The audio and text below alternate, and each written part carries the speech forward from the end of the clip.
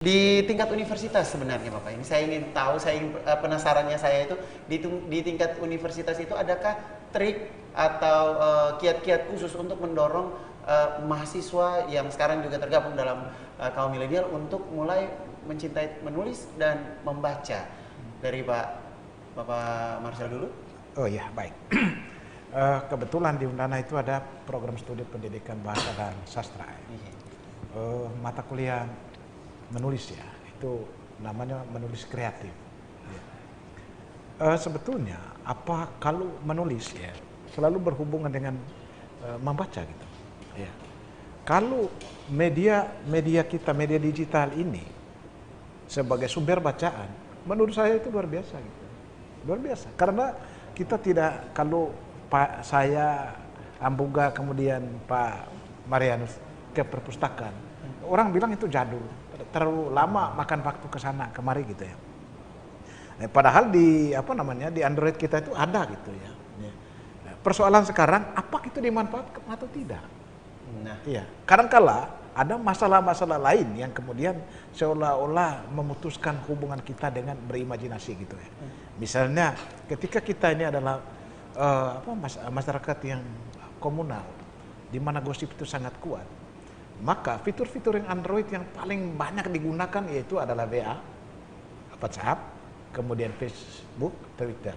Sedangkan penyediaan misalnya buku-buku elektronik jarang diunduh untuk kita baca gitu. Padahal itu sebetulnya bagian-bagian yang sangat-sangat mudah kita dapatkan. Mudah. Dan kalau tanpa ada membaca, bagaimana gizi otak kita itu bertambah, sehingga kosakata kita juga bertambah, kualitas imajinasi kita juga bertambah, sehingga menulis pun menjadi sangat berkualitas. Okay. Nah ini problem kita juga di universitas. Benar ya Bapak. Jadi memang perpustakaan mulai ditinggalkan sebenarnya. Ya, mulai ditinggalkan. Padahal sebenarnya tidak masalah. Tapi kalau misalnya gadget itu memang dimaksimalkan maksimal untuk kepentingan membaca gitu. Iya.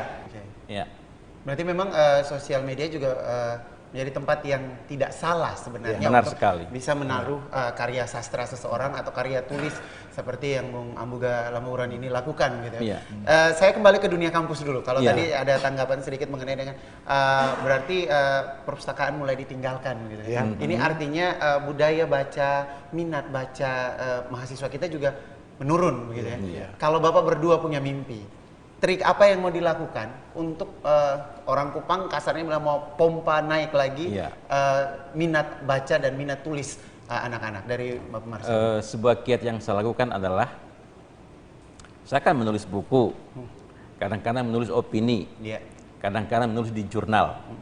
Saya mewajibkan mahasiswa saya membaca buku saya, membaca opini saya, membaca artikel jurnal saya, dan membuat ringkasan atau menulis perspektif baru atas apa yang saya lakukan. Jadi sebuah teknik di mana anak-anak itu bagaimanapun juga harus membaca. Benar. Itu dari Pak Marianus ya? Iya. Pak Marcel? Oh iya, baik. Jadi kebetulan memang saya sendiri menulis ya. Dan mereka sebetulnya bukan tidak bisa menulis ya. Mungkin itu tadi ya. Pertama, tidak punya kemauan. Yang kedua, memang media ini memanjakan mereka untuk ini. Iya, sehingga kadangkala tema-tema yang mereka ambil itu dari internet. Ya, karena itu, saya punya kiat gitu ya. Apabila Anda menulis, duduklah. Dan saya akan memberikan, tulislah sisir. Ya, buatlah sisir ini sebagai sebuah hal yang luar biasa gitu. Yang tidak dalam pengertian yang biasa. Karena kalau saya memberikan temanya lain, temanya, sudahlah kalian ambil. Temanya terserah. Itu nanti bawahnya luar biasa gitu ya. Malah jauh lebih daripada yang saya bayangkan. Itu luar biasa. Ya, kalau begitu saya ngetes gitu ya. Coba Anda tulis gitu. Tulis ya jendela. Tulis saja jendela dalam pengertian yang bukan jendela untuk kamu menengok sesuatu gitu. Tapi jendela dalam pengertian lain. Karena menulis kreatif adalah memberi makna yang berbeda dari hal yang mainstream gitu, yang umum begitu. Jadi coba engkau menulis tentang jendela, baik puisi maupun cerpen ya, dengan makna yang berbeda gitu, supaya mereka tertantang dan ketahuan bahwa karena ini proses kreatif ya, baik pembaca dan penulis itu sama-sama kreatif ya. Jadi biasanya menemui kesulitan.